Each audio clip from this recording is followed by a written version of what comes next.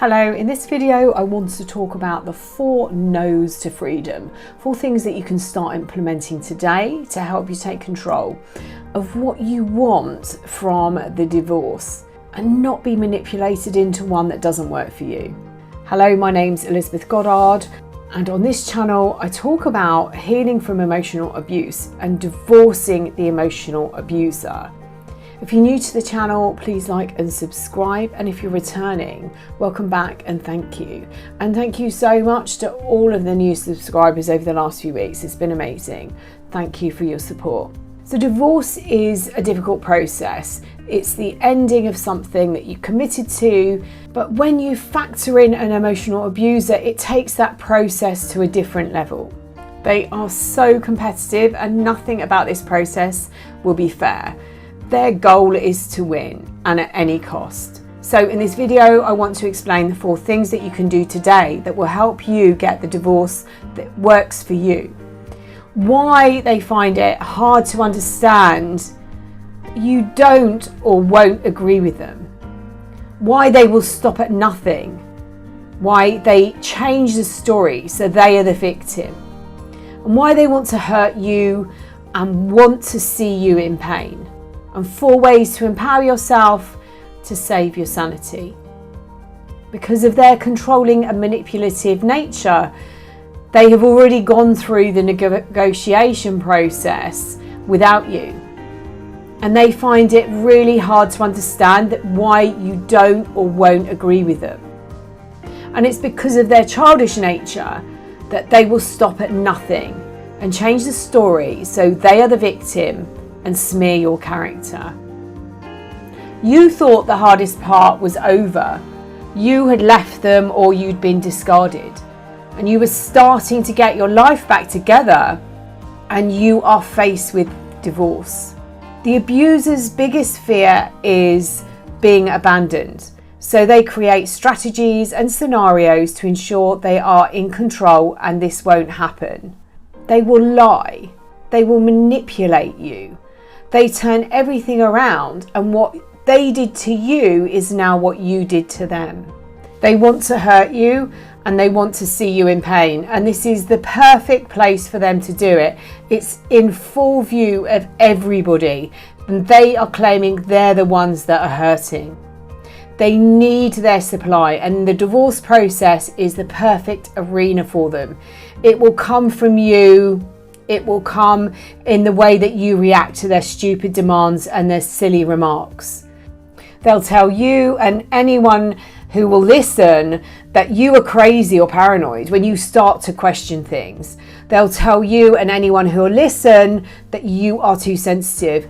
They'll tell you and anyone who will listen this is all your fault. They made you question yourself in the relationship, and they will continue doing this through the divorce process. They'll tell you everybody thinks you're crazy or insecure, or insert the appropriate word that you heard. They need supply, and the divorce process is the perfect arena. It will come from you and the way that you react to their stupid demands and silly remarks. It will come from their solicitor who is being paid. They will have their entourage around them. The people they claim are friends, but really are just like you were in a relationship with them, not realising that they're being used. Bowing to them and following them round, clearing up their mess and agreeing how unfair this is for them, and massaging their egos. So the 4 no's, your 4 steps to freedom. No emotion. Everything they do will be for a reaction. This is a game, and you ran out of quality supply. A new model turned up who they believe is better than you or better suited to their needs. So basically, like a vampire, they took everything they needed, and then they treated you in the way they most feared, and they abandoned you. They may not have, you may have left them, but abandonment is their biggest fear. And to ensure that this doesn't happen, they trapped you. They binding you up in emotional chains that keep you trapped. They were designed to keep you in the relationship, but now they are used for their amusement. Divorcing from them emotionally will mean that they will not get what they want. And this is exactly what they've been trying to avoid. You are now worth nothing to them. You have nothing left to give them. So just like a cat playing with a toy, when it gets bored, they just walk away. The abuser is playing the same game with your emotions. You have to make sure that your focus is on you and your healing. And they don't want this. They want to keep you broken, because when you are still in pain, you are easy to manipulate. And when you play a game, the aim is to win. So the first thing to do is cut all emotion. From the start of this process, they will do anything and everything to get a reaction from you. If you haven't healed from them emotionally, go and cry on your pillow and then respond. But if you can, get to a place where you really do have no reaction. This is the best place to negotiate from. They are going to expect you to react. They will be waiting for you to reach out. This is about power and control, and they are always looking to validate how powerful they are. If you are still trapped in their bonds, the craving for their attention is going to be huge, and you are going to need to be strong. You need to break these cravings, but they don't want you to do that. So the better way to deal with the divorce is to heal first and then negotiate. Because as soon as you start to recover and you start flexing your empowerment muscles, they know they're going to lose something. And if you're not quite there and you still do have some emotion, can you breathe through it?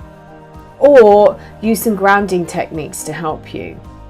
The second no is no oversharing. Oversharing has perhaps increased with social media, so step away from that. They are slippery little suckers, and even if you manage to block them, they somehow find a way of discovering what's going on. If you do feel the need to let everyone know what's going on and start typing your post, allow all the emotion to flow out. But before you post it, change the settings and edit your audience and select only me. Also check in with your communication and see what you are sharing with your solicitor or with their solicitor. I want you to think how this looks. You are in pain, and yes, maybe they were cheating on you or they hurt you. Your oversharing can be seen as a jilted partner. Hell hath no fury like a woman scorned. They are actors and they perform, and they have built up an image of you, and they have their flying monkeys. They're ready and waiting to attack your personality or your character. You know who they are. And over time, others will be treated in the same way, but at the moment, they are feeling safe. The court process isn't set up to deal with this. So although it might feel good in the moment, you might regret oversharing, and keep reminding yourself that they want you to react. They want to prove how crazy you are, or how crazy they've been telling everybody that you are. And the third no is no defending. As part of their game, they will accuse you of things that aren't true, or they will fabricate the truth. Don't defend yourself. Don't give reasons why, and don't respond if you don't need to. This is a distraction tactic. It is commonly used in politics, where they eagerly push through new policies and laws when the public are being distracted by a big news story. If you are distracted by something and you focus on defending it, you might be missing something important that they are hiding. But more than anything else, your focus should be on you. And the fourth no is no justifying your behaviour. Again, it's similar to number 3. Don't fall for their games. This is another distraction technique.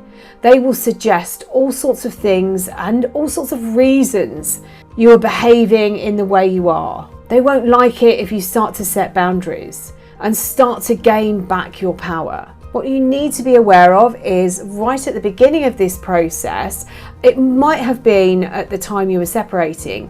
It might have been when they were planning their exit. It might have been much earlier than that. but they had a meeting.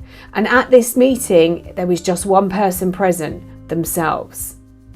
And they planned what they were going to do and how this was going to happen and how it was going to play out. They will win at any cost, and they don't care how little they win by. They may seek legal advice and be told that it isn't going to work or go their way, and they will very possibly ignore it and do what they want, or they will change their offer, but to the very minimum. Their aim is to win, to make you pay in some way, and it might be monetary, or it might be with your mind or your soul. Although the relationship is over and as an object you hold no value, the process does. You are not a person, you are a thing to them. That was why it is so easy for them to walk away without a backward glance and move on. And they left you to clear up the mess, feeling broken and worthless. The final discard, they didn't come back this time. You were a project to them. And much like a project manager creates spreadsheets with all the information of tasks that need to be completed and that ones that have already been finished, so does your emotional abuser. He or she knows exactly what they need to do to hurt you. They know exactly what your triggers are. They know what to say and how to execute it for their pleasure. So when it comes to divorce, they are very well prepared. When they say they don't want to fight, they just want to move on, what they actually mean is they don't want you to fight. When you divorce emotionally, you are in a stronger position to say no. You are in a stronger position to make decisions that suit your agenda, not theirs. You are in a stronger position to get the divorce that works for you. You're in a stronger position to spot the manipulation. You're in a stronger position to walk away if you so choose. And you're in a stronger position to call out their behaviour and stop them. When they tell you they don't want to fight, what they want is for you to agree to everything, or they might just want to give you a false sense of security. If you are still stuck in the trauma bond, you will still remember the person they were and the mask that they wore at the beginning of the relationship. The one who was so kind and loving towards you. You might believe they still have this kind persona and want to protect you. I want to be the bearer of good news, but I can't. If they put on that mask again, it is purely for manipulation, for them to win the game. Trust your intuition. It's rare that you'll actually get proof from the abuser of what's actually going on or who they are. Find a tribe who know how to support you through this. Set boundaries and make sure you stick to them. And keep checking in with yourself and asking how you feel and if this is really what you want. I hope you found this video useful. If you'd like to find out more ways of working with me, then you can visit my website. I'll put all the links in the description box below. The links to the Divorce Sanctuary, a group I run on Facebook, and to the Emotional Abuse Sanctuary as well. I'll also put in the description box the links to both my books, Finding Lily and the A to Z of Emotional Abuse. Please don't forget to like and share and subscribe to the channel, and I'm sending you loads and loads and loads of love.